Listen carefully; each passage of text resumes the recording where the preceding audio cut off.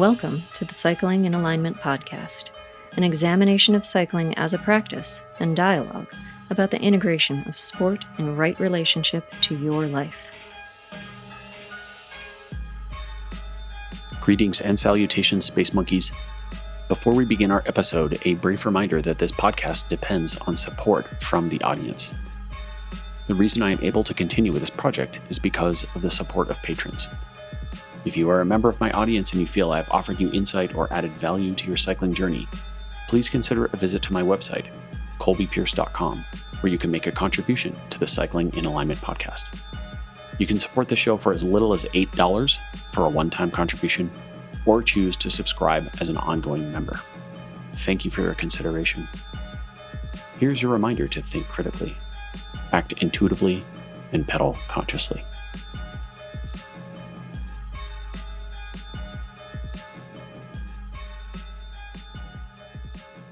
Greetings, Space Monkeys. Time for a walking pod. It's been a hot minute. Here's where I attempt to say something that will enrich your life. Or maybe it just helps me do my thing, which is maybe some of both. Apologies for the lengthy delay between recordings. These things happen, and I appreciate your patience while I was able to combobulate. It is bat o'clock as I walk through the neighborhood and see the things. Just back from another 2-week trip to Japan, the land of polite consideration that comes at a price. The price is people feel immense pressure to be polite and considerate for others. But then they have moments where they release this pressure. Like the penis festival. There's a penis festival in Japan where everybody dresses up like giant phalluses and runs around and acts like complete maniacs. And also people wear costumes a lot. Like sometimes they wear costumes and are professionally employed to portray the mascot of their region or museum or other institution. And these are head-to-toe costumes. And the person who plays this caricature, they do it in secret. I mean, of course, everybody who works at the organization knows who it is, but there's an accepted cultural norm that you don't really talk about it. It's like when they change it in costume, you just pretend that you don't know who that person is. And they completely step into the role of this caricature, which is interesting. Also, people in daily life just dress up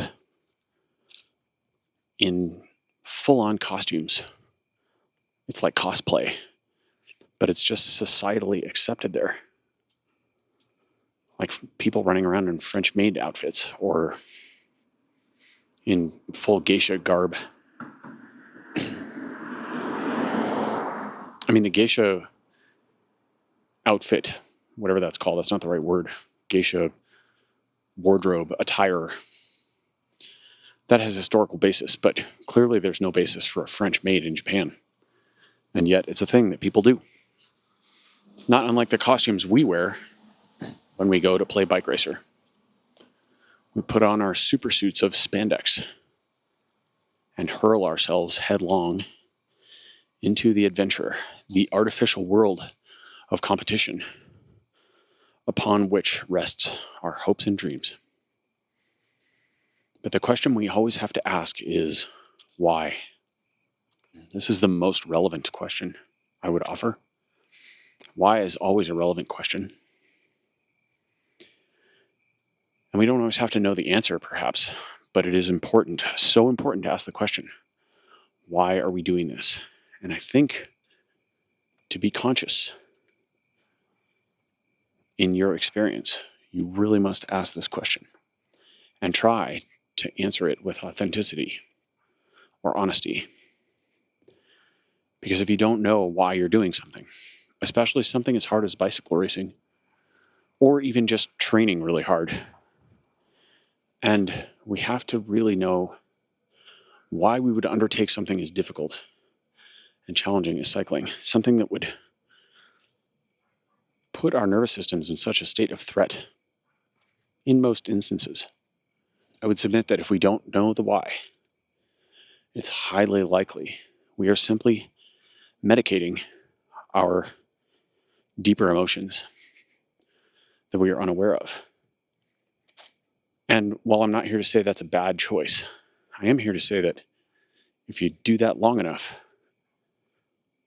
you're probably going to end up with consequences that are less than ideal. And this course of behavior is likely to cause friction in your life and in your cycling. It's unlikely your cycling will produce results that mitigate you in a way that is satisfactory without causing some sort of long-term friction to your psychological and or physical health, which, for the record, are very, very closely related, if not the same thing. Another way to say this is there is no way for the branches to be ordered if the roots are disordered. Stunning moon this evening, by the way. Let's make photographic record of said moon. And note, now that is a photo that will not do the moon justice. Let's note that the position of the moon relative to the spine is probably somewhere around Ming Men, or the third lumbar vertebra, which is to say that in Qigong, we consider the phases of the moon to reflect the pattern of breathing. Immortals breathing, in which you would inhale and the energy of your breath would travel up the posterior aspect of the spine. That's the backside of your body. And the full moon would be represented by full consciousness of the subconscious. I don't know if that quite makes sense. Full awareness of the subconscious, or I'll say as aware as you are capable of in that moment. And so the full moon in this model would be represented by a position somewhere around the third eye, or perhaps slightly above that. And the new moon, or you might say the dead moon, would be represented by a position near your Hui Yin, or 1,000 streams. Now, this is basically a point right in the center of your perineum, or perineum, depending on which continent you're from. And let it also be acknowledged that this is the point you sit on when you ride your bike. So we could say that when you ride a bicycle and support the weight of your torso on your perineum, you are, in a sense, putting weight on the unconscious. And also, let's just acknowledge for a moment that when we think about breath this way, that is, inhaling and imagining the energy of the breath traveling up the back of the spine, and exhaling and having it fall down the front of your body, also known as the immortal breath, that this cycle reflects various rhythms within the inhale and exhale. Additionally, the suspension of breath at the bottom and the retention of breath at the top. Thus, there are 4 points to the breath, or 4 phases. But also we acknowledge that this rhythm happens throughout a circadian cycle, as well as a lunar cycle, and even a solar or annual cycle. One of the conclusions that you might take from this is that while it's, of course, commonly known that women are impacted by the cycle of the moon, if you think that men are not also impacted by this cycle, you are fooling yourself. I'd like to take just a moment to acknowledge something that's never happened to me before as a coach. I recently had one of my riders pass away. Transition. And while this is definitely a saddening event, I will also say that this rider was extremely courageous and had an undying passion for sport.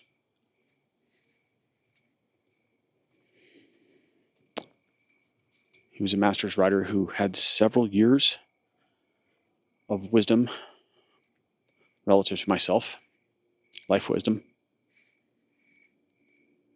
And he did die while he was riding his bike. He was hit by a car. He had recently experienced some significant challenge in his cycling journey and had fought courageously to return to the bike. And he was making excellent progress in that respect. He was unable to ride for a good portion of the spring and had recently returned to training. And then he was taken from this plane. And I'm just going to walk for a moment in silence in respect and reverence for this rider, this person, this athlete, husband, father, and hard worker. Rest in peace, good sir.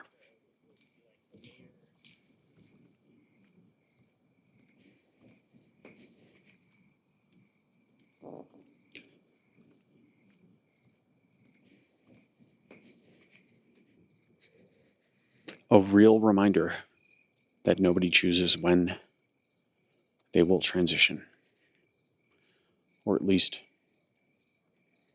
no one that I know of in my sphere. There are some teachers, including those who are steeped in the tradition of yoga, who would offer that really a large part of our purpose in this life is to prepare for death. And some people will probably see that as quite dark or foreboding, or, I don't know, perhaps, what is this? Oh. Sorry, I was distracted by an orange light on the ground, and I was a little worried that was an ember of something burning, but it was some sort of electrical cord. Fire danger is a real thing, especially in Boulder. In fact, our homeowner's insurance just dropped us because they deemed our house to be an unnecessary fire risk. So we are currently in the process of looking for more insurance. This is a common thing in our neighborhood, apparently. Anyway, that was a non sequitur. Preparation for death. We might see this commentary or perspective as dark or morbid or hopeless, but I would offer the opposite, in fact, because I'm a glass half full kind of person, generally speaking. And I see this as an opportunity to relish life, to taste it, to really feel the joy in it. You know, every time I ride my bike, I hope that I have the perspective to have a moment of gratitude, even a crappy ride. It's kind of like pizza, you know? I mean, even crappy pizza is still pizza, I guess, right? I mean, That's a nice sentiment. There are some unbelievably bad pieces of pizza out there, but above a certain standard, it's still pizza. I guess you could say the same thing about sex, right?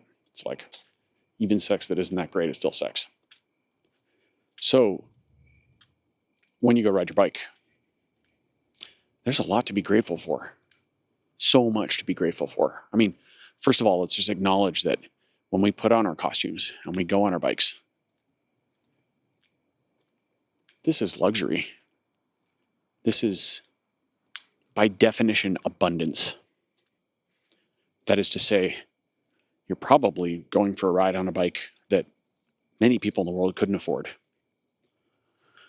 And you're probably taking time out of your day when there are many people in the world who wouldn't have that amount of time to go for a ride. Because if you're going to go for a bike ride, it's at least an hour long. If you're putting on a chamois, hopefully. And maybe quite a bit longer. And this is abundance. Nothing less. But then also, you have the health to ride your bike. I mean, think for a moment, in case you forgot, about the fact that you could go ride your bike for 30 or 60 or 90 miles on a weekend and be functional enough to make dinner that night. I mean, hopefully, right? That's remarkable. And I'm reminded of this fact because a family member of mine is currently staying at my home, and her health is in significant challenge.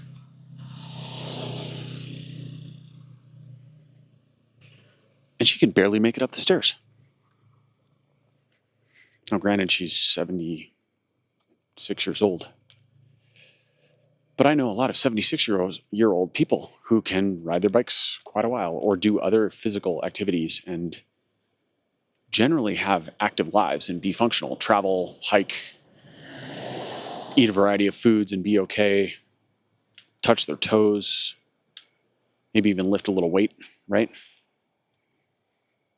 This is not luck.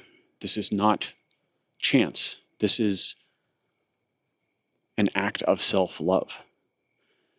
When you choose to live a lifestyle that cultivates health, then when you hit the age of 76, you can still do things. You have freedom. This is the origin of the line of thought promoted by Jocko Willink, which is discipline equals freedom, which I agree with in spirit, but I would prefer to modify the language slightly because I don't see my lifestyle as austere or disciplined. I'm not living like a monk. These are choices I want to make. When I do Qigong or Tai Chi or choose to not eat fried food, this isn't some act of self-imprisonment. This isn't some act of self-flagellation or torture. I'm not really wanting to eat a giant pile of donuts or French fries. I have no interest in eating those foods. And it's not because I think that they're bad for me. It's because I have enough self-respect and self-love to not put garbage in my temple. And fried food is garbage. Taco Bell is garbage. And I don't put garbage in my body. Zero interest in that activity. I don't put hard alcohol in my body, except for some sake. But sake works well for me in proper dose, proper relationship.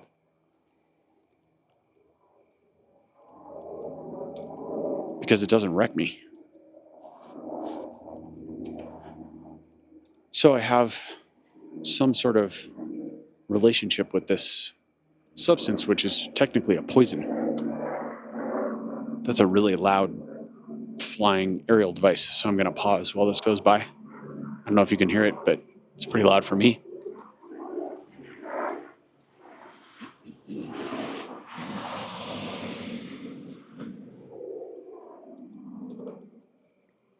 there's a lot more going on in summer nights when I go for these walks than there is in the winter, which is all part of the effect. Something I've been wanting to talk about on a pod is a bit of an extension of my mental meanderings around the coin. In case you didn't listen to either of those episodes, I did 2 podcasts pretty recently called The Coin, where I talked about the relationship between what we might say are the more positive aspects of certain emotions and the more negative aspects. And this is more or less an extension of the glass half full, glass half empty type of discussion. But I got a little more nuanced and talked about the specific emotions associated with, in traditional Chinese medicine, different organs. And as a brief review, just to paint the landscape, the heart is, of course, normally associated with joy. And the flip side of the coin would be anxiety for the heart. So these are seen as mirrors of each other. And either can be out of balance. Someone can have overflowing joy. They can also have overflowing anxiety. And ultimately, our task as humans is to search for the middle path, the Wu Wei, perfect action.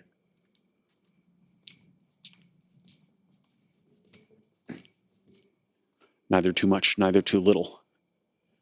And it's not to say that we should be upset or feel like a failure in any sense if we come out of balance.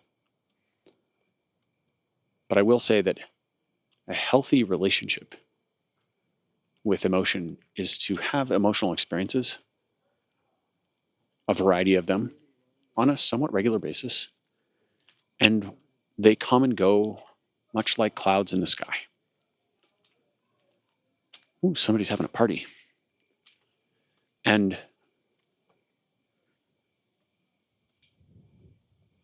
we want most of our days to be sunny, which is another way to say that I will never live in the Pacific Northwest. There is just no chance in hell.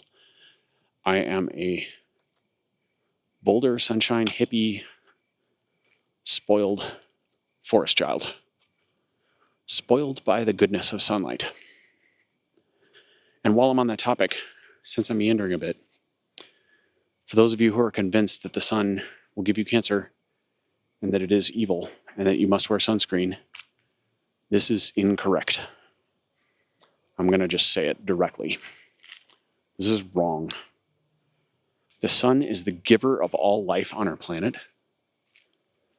And if you hide from the sun, you will not find health. I am absolutely, completely convicted in this opinion. Now, just like all my opinions, it's a strong opinion that I hold lightly. But I have a lot of conviction behind this one. Yes, you can overdo it. Yes, sunburn is bad for you. Yes, people get skin cancer. In my opinion, skin cancer is a result of dysfunction in other aspects of your life. The inability for you to process sunlight properly is indicative of dysregulation of your system in other respects. And I know that's unhelpfully vague. That's what I got at the moment. So if you're feeling these words poke at you a bit, and perhaps you're thinking, this is me, I can see that my relationship with the sun should change, I will just offer you a bit of advice. Begin with morning sun. That is, the earlier the better. Begin with direct, full exposure, which is to say, as much skin as you can get away with without getting arrested. and begin in small doses, and you will begin to build an appropriate sun callus, an appropriate relationship with the sun that will benefit you. Avoid sun if you are prone to burning or have a history of cancer. Avoid it in the midday. But also let it be known that sunscreen is, the vast majority of the time, completely toxic. It is toxic shit. Now, is sunscreen necessary on long bike rides? Sometimes, yeah. Especially on your nose and your ears and the back of your neck. These are the areas that get hammered. Especially if you're wearing reflective sunglasses all the time, then your nose is getting double whammied. It's getting direct sun and also reflected sun from your lenses. So if you look like Rudolph all the time, you might need some sunscreen on your nose. Too much sun concentrated in a small area can cause problems. Because just like joy is a good thing, generally speaking, an overflow of joy can lead to challenge, right? It's a dysregulation of even a positive emotion. So this is the same thing as too much sun. That said, healthy sun exposure does a lot for your skin, the health of your skin biome, and regulation of circadian rhythms. Let's just pause to acknowledge that you manufacture melatonin in the morning when you are exposed to sun. It is released in the evening. So if you're not getting morning sun and you're having trouble sleeping, well, try getting some morning sun. Try it for a week. 15 minutes every morning, butt ass naked if you can get away with it. All sides, do some movement, whatever you got. Do some breath work. That's a great way to start your morning. And if you're not comfortable being naked in the sun, or you don't have the appropriate land or privacy to do this, then just wear some hot pants, man. And remember, if somebody sees you naked, it's nothing anybody hasn't seen. Nobody's going to die. So, back to the emotions and our review: the heart, anxiety, and joy, or love. The lungs, associated with the element metal. The heart, by the way, is fire. And the lungs, grief and courage.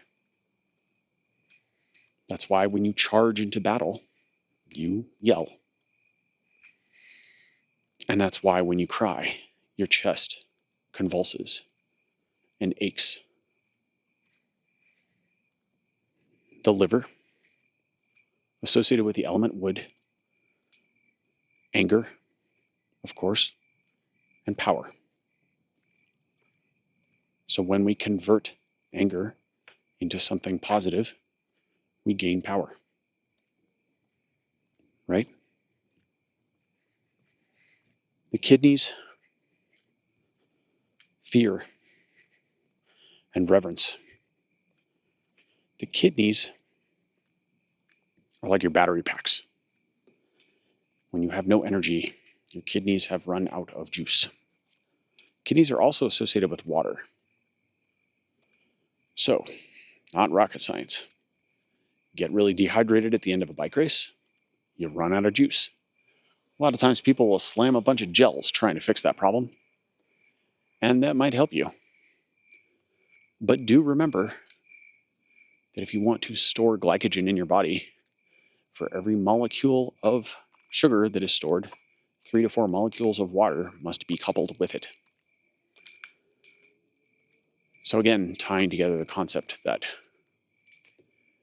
water is associated with energy levels. And when we are depleted, our water is low. And then the final organ in our yang organ system of traditional Chinese medicine, there's also yin organs, but I won't get into those just now. The yin organs are associated with each of the corresponding yang organs. The final organ is the spleen, which is the element of earth. And the spleen is associated with sympathy and worry. And this is the starting point of the domain of the emotion I want to discuss, which is regarded by some as a composite of some of the other emotions. And for me, it's one of the most insidious and covert emotional states a human can experience. And this is shame. Shame is a powerfully destructive emotion. Shame is like a dark undercurrent.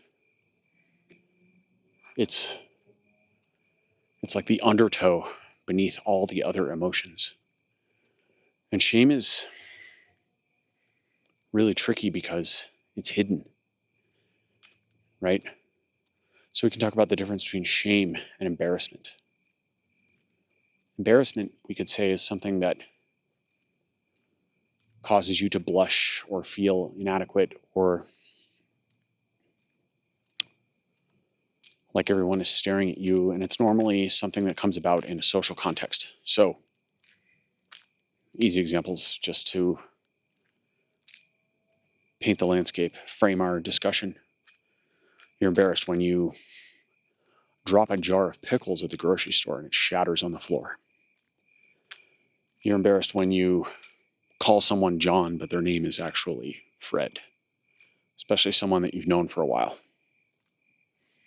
You're embarrassed when you ask a woman who's got a little bit of extra weight when she's expecting, and then realize when she looks at you that she's not pregnant.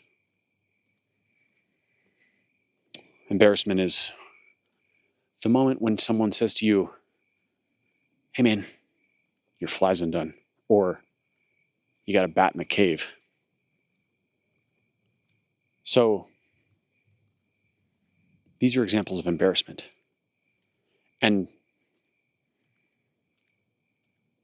I rarely feel embarrassment. Although any human is capable of it, I think some are more than others. And the humans that are more likely to feel embarrassment, I would offer, are those who are more attuned to the imaginary audience, to the contrived set of eyes that they think are watching them.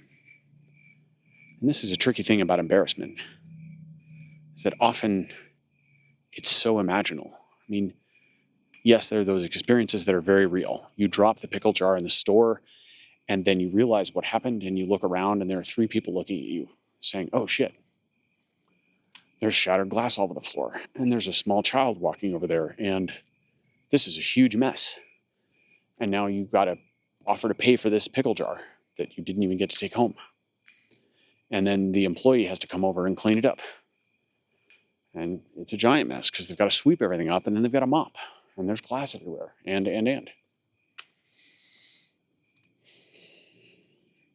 And in those moments, the embarrassment is, you might say, tactile. It's very apparent and obvious and real. This house is stunning. I walked past this when it was being built on one of my previous pods a few months ago, and it's like a little Spanish villa. I'm sure it's like $12 million, but holy shit, it's amazing. If only I had bought some Bitcoin at the right moment. That's okay. I have plenty of abundance in my life. My life is so fucking good. I have everything I need and everything I want. In any case, that is a beautiful house. And so there are also moments of embarrassment where we really more imagine that other people are looking upon us as though we have done something wrong. There can be a very inflated sense of embarrassment. And for someone who's very preoccupied with how they look to others, they have a very manicured persona. or a very carefully constructed external face. Embarrassment is a big priority and something they may feel regularly. And this, of course, applies to racing, right? It applies to Strava. I mean, if you're not particularly proud of a race that you tried really hard at, and then your friends look at the results and then they text you and say, "How'd it go, man?" You might very well be embarrassed about how you performed on that day. And then you may offer up a litany of what in your mind are explanations and in their mind are excuses, perhaps. This is all a normal part of the cycling experience. And in particular, when we attach our self-worth to not being embarrassed, or to the value that we imagine other human beings will place on us for being a good little bike racer, then the sport can start to lose some of its joy. Because in truth, that's not what sport's about. I mean, there's a paradox there, right? Because on the one hand, we can say, sport is about self-improvement and doing the best you can. And that's absolutely true. And we can also say that sport is about results. And what place you get matters. And that is also true. The middle path is to understand that while you are a brilliant, unique, and amazing individual person, the whole point of you practicing sport is to find out how good you can do at something. And if the answer is fourth place when you tried like hell and had the best race of your life, then a wise man or woman will accept that fourth place is the best they can do. And someone who has unrelenting capacity to not love themselves will not accept fourth place. And they will torture themselves, perhaps forever, with that reality. The whole point of sport isn't to win. The point is to find out what happens.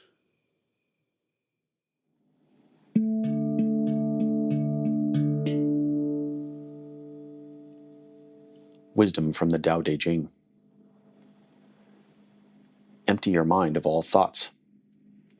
Let your heart be at peace. Watch the turmoil of beings, but contemplate their return. Each separate being in the universe returns to the common source. Returning to the source is serenity. If you don't realize the source, you stumble in confusion and sorrow. When you realize where you come from, you naturally become tolerant, disinterested, amused, kind-hearted as a grandmother, dignified as a king. Immersed in the wonder of the Tao, you can deal with whatever life brings you. And when death comes, you are ready.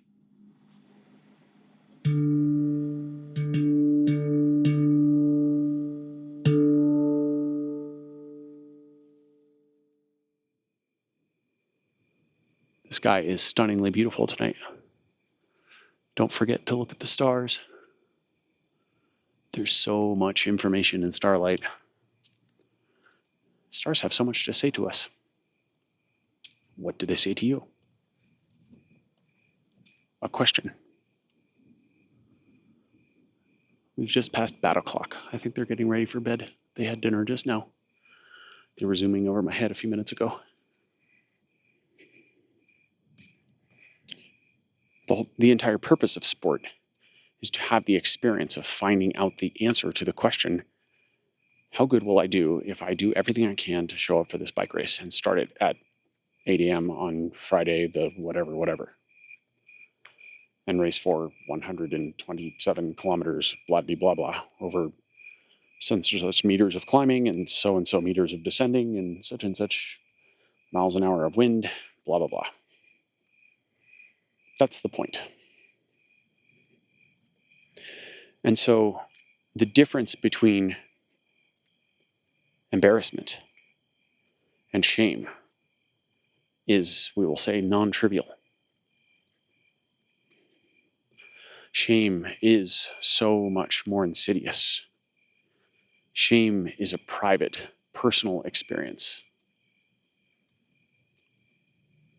It is more about a deep internal sense that you are not enough.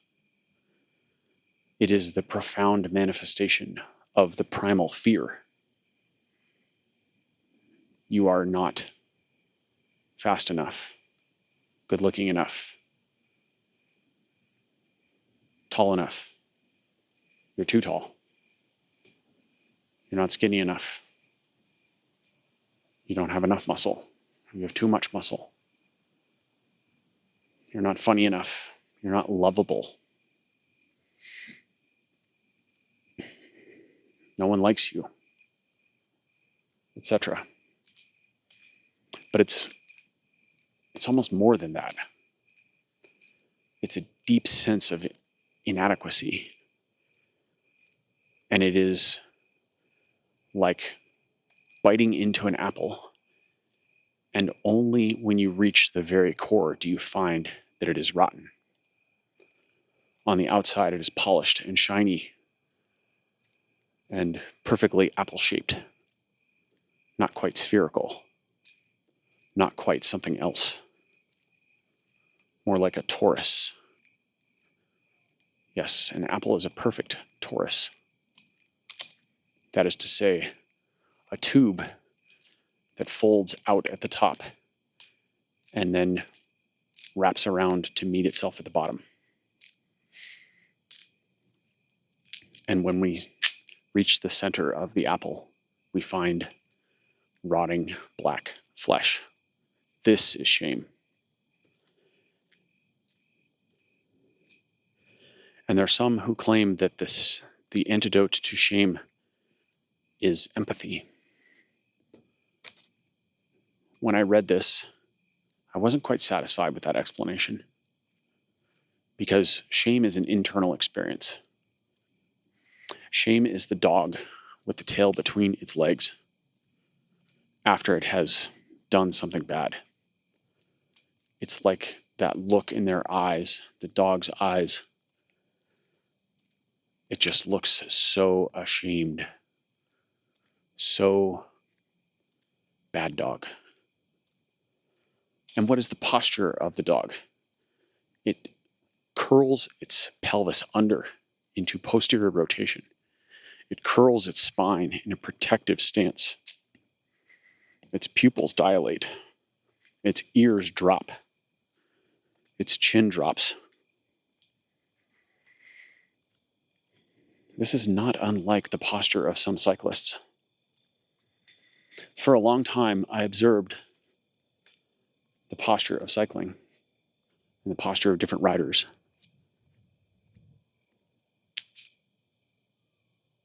That's an interesting noise.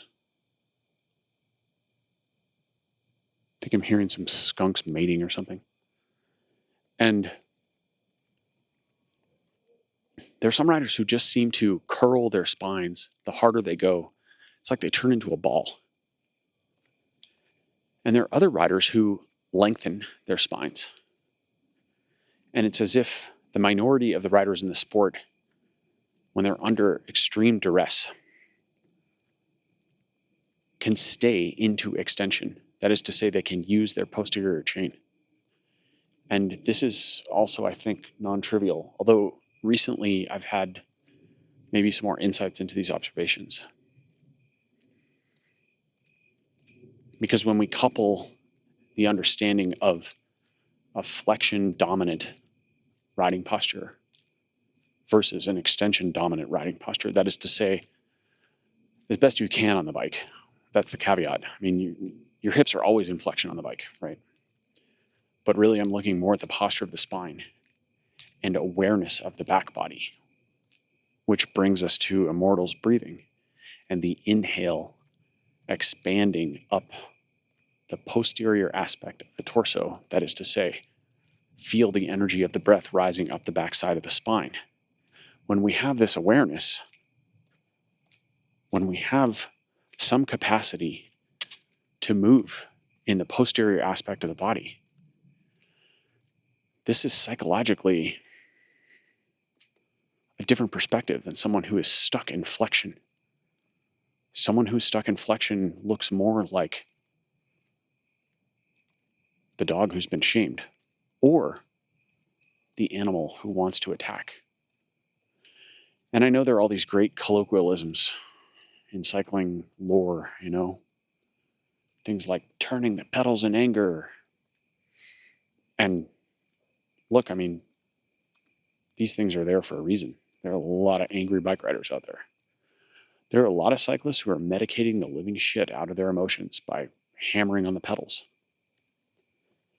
And anger is one way of processing shame.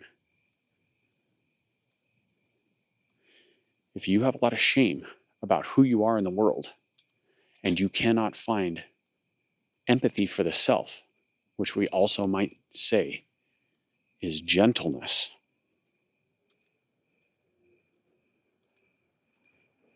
then turning pedals in anger may, from a medicative standpoint,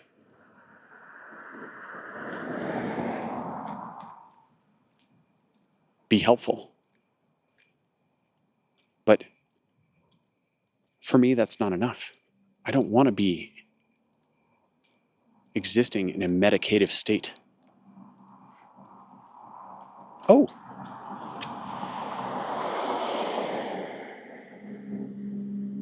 There's a frog in the sidewalk. He's quite large. I've never seen a frog down here. I haven't seen a frog since I was a kid in Colorado. Holy shit. Hi, buddy. Look at you. See if I can get a photo of him. That's so cool. Don't you run in that street. You're going to get smushed if you do. He was pointing the right way. This is going to sound like weird hippie shit, but when animals cross your path in life, at certain points, it means something. As I was saying, I do not find it satisfactory to exist in a medicative state in my life. I do not aspire to medicate myself with alcohol, bike rides, sex, sugar, fried food, outbursts of anger, meditation. If these are medicative, I don't have an interest. I want to find deeper levels of health. I want to find equanimity in my life. I want to live in a place where I'm not dependent upon my activities or the things of man to help me survive. I have way too much reverence for life to live in that state. And you heard it here first. There is a point when your medicative behaviors become palliative. How far are you from that point? An honest question.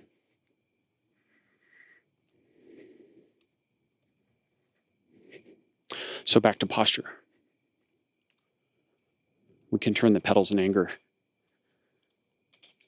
And we can assume an angry posture on the bike, which again would be flexion dominant. How much extension can you integrate into your cycling? An open question. The first point I would offer that may be helpful as a North Star would be to feel the ribs on the backside of your body expand upon inhalation during deep breaths. If you ride the bike in flexion, this is not possible. The ribs won't move because they're already extended, or expanded, rather. And you can't go somewhere if you're already there. Now, these are generalizations, and I will submit that not everyone who rides in a position of spinal flexion is necessarily angry or necessarily expressing shame on the bike. But I bet you a lot of them are. It's like that old saying. Stereotypes are stereotypes for a reason. But they're not a rule. So I would offer that you can simply check in with your own riding posture and your own riding experience with some honest reflection. And you'll probably have a good intuitive hit on what the nature of your emotional experience is while you're riding. And then that would bring you back to the question, why? Why do you ride your bike? And if the answer is somewhere inside you that you do have a sense of shame that you carry with you in your adult life, or maybe your young life if you're a young rider, I would offer that this shame must be expunged, which is not to say killed or squashed or repressed or hated or despised or looked down upon. One of the things that's so insidious about shame, I think shame is unique in that it can multiply itself. It's shame to the power of shame. This is called a shame spiral. And how this works is you begin to feel ashamed about something. You are in a state of shame. You feel less than. You feel as though you are fundamentally, at the core, unworthy, like our apple, like the dog. Your tail's between your legs, and you feel that nothing you do can make up for this essential state of what you are. And then this magical, nefarious thing happens because you're an intelligent person and you have the capacity for self-awareness. You observe yourself feeling shamed. And then the multiplier happens. You feel shame at being shamed. Or rather, you feel shameful for feeling shame. And this multiplies to infinity and happens very quickly. This is the black hole shame spiral. And it absolutely must stop. This is where Jocko is correct. Discipline equals freedom. And there are times when you must stop the wandering elephant of your mind. You must have control over your thoughts. And there are times when on a rainy day, you have to get yourself out of bed, get your ass out of bed and go to the gym and just pick up the first weight. And you're fighting it the entire time. You're tired when you get up, and you're tired when you're making breakfast, and you're tired on the way to the gym, and you're resisting putting on your gym shorts, and then you go to the squat rack, and you do your warm-up set, and you still hate this, and you're thinking about going home, and you're looking at your phone, and you're doing everything to deflect the workout, and then you make it through the first real set, and things feel better. And then somehow you finish the workout, and by the time you leave the gym, you have accomplished something difficult. And this is one of the most important bricks you can put in the foundation of not only training, but of defeating shame and adding to the foundation of self-worth and self-love. And this is the same mentality you must use when you recognize the shame spiral. There's nothing more toxic to a human than a shame spiral. It destroys everything, and it is the lowest vibrational energy, emotional state you can be in. You want to ruin a bike race? Experience shame within 48 hours of the start. You are fucked. not to portend doom, but unless you develop this skill, which is to pull yourself out of it. So if it's a proper shame spiral, for me, I'm speaking from experience here, the only thing that works is an act of extreme discipline. That is to force myself into a different frame of mind, even for just a few minutes. That's enough momentum to change the direction of the train. And then the real skill comes in the act of gentleness. What is empathy? It is understanding. In this case, we must direct empathy towards ourselves. How we do this is through gentleness. It's through the true, honest understanding that we are all humans, we are all imperfect, and we are all perfectly imperfect. We're all here to have an experience. We're all here to get our asses kicked sometimes and do the stupidest things that you could ever imagine. And also the most brilliant, beautiful things that you can ever imagine. You know, the true fear of an athlete isn't really that they'll fail. It's that when they shine their brightest, they will shock the world. A truly free athlete isn't medicating their anger or their shame by smashing pedals in anger. A truly brilliant and free human being is one who consciously chooses to enter into sport to see what they can truly do when they let themselves go, when there are no restrictions, there are no boundaries, no self-imposed limits. What happens when you let it rip? That's what's actually inspiring about athletic performance. That is what's beautiful about cycling or any other sport when it happens. I've said this to my riders many times, and I'm sure I'll say it again.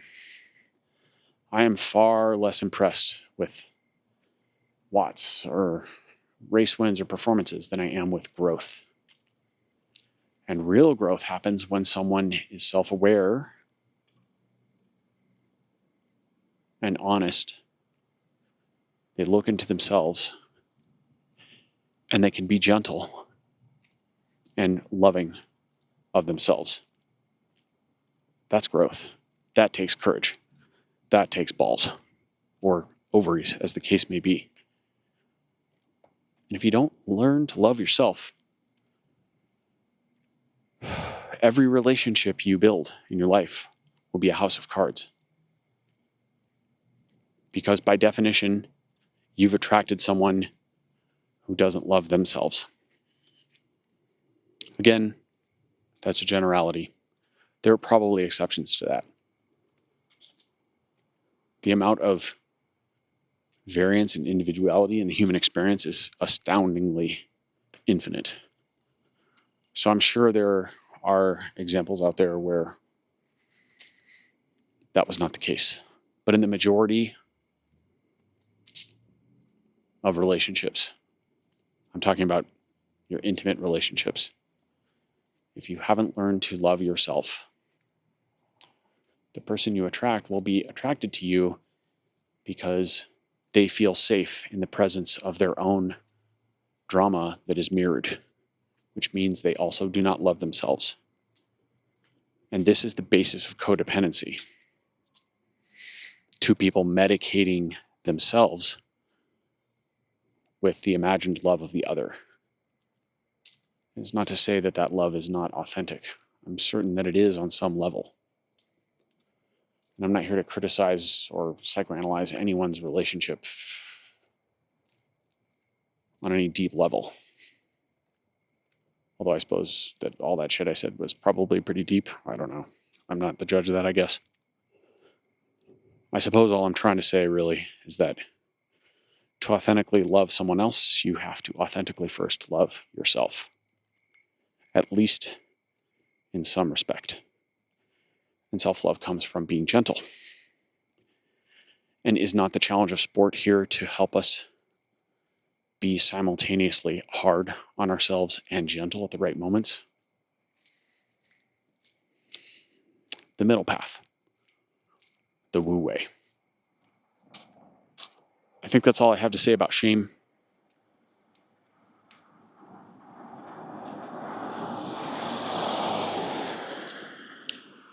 Thank you for listening to my thoughts.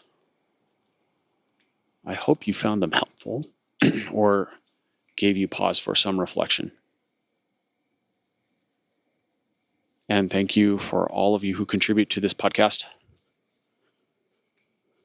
I'm very grateful that you find my work worthwhile contribution to your cycling journey or your journey in general, whatever shape that may take. A reminder: think critically, act intuitively, and pedal consciously. Be well. Attention, well dippers. Did you know that I offer a unique service at my studio in Boulder, Colorado? An integrative fitting is the culmination of my experience and understanding that helps an athlete have a deeper insight into their relationship to cycling and movement. This is understood in the context of how the dream, goal, or objective aligns the client's choices and habits. The psyche, the environment, and drive will all influence the current expression of athletic ability. As we understand these factors, we can shape and direct athletic potential. What this means in a practical sense is that we spend about 6 hours working together, including a short or outdoor ride. I will film you on and off the bike, and we will discuss an extensive intake questionnaire. You will leave the fitting with a unique perspective on your function and with actionable pathways to improve your performance. This service was created specifically to help cyclists who have been through various fitting sessions and have had unsuccessful or unsatisfactory results. We dig deeper to find more meaningful outcomes. If you are interested in knowing more about an integrative fitting, please visit my website, colbypierce.com, where you can book an appointment.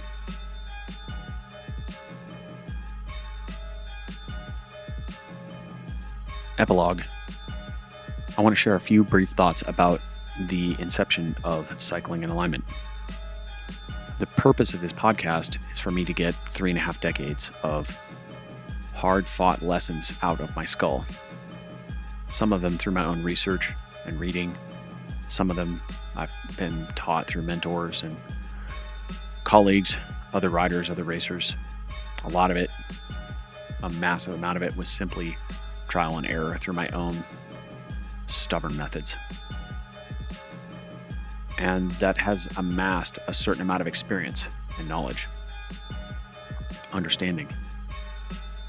And while I think I'm reasonably smart and I know quite a bit of stuff, I want to make it clear that the opinions that I share on this podcast are belief systems built on what I've experienced to this point. And that some of those opinions are pretty strong, but they are also loosely held. That is to say that if I learn more about a topic and have a greater level of clarity or understanding, then my old belief systems will be abandoned and I will now operate under that newfound knowledge. So I'm not here to tell people all the things that I know. I'm here to explain what I've learned to this point. And there's a big difference. Also, that is the intent when I discuss things on the pod with guests, is to learn from them and have a discourse. Because if we can't have a discourse as adults, then we've lost one of the basic tenets of modern society. Even if we disagree, we ought to be able to, in most cases, shake hands and walk away. Because after all, this is sport we're talking about, and while sport is training for life, it's nothing to get too upset over. The purpose of the podcast is to help me help other people and specifically to help them actualize their highest potential by illuminating a path that enables alignment with their truth, their intent, and their coherence. That's really the end goal. So I'm grateful for your listening. My intent is also not, to be clear, to gain an audience or become popular or gain social status in any way. I don't care about that stuff. That said, if you feel an episode that you have heard will help someone you know, please share it with them. That helps us reach the end goal, which is to help more people. Thank you for listening. I'm grateful for your time and attention. Blessings.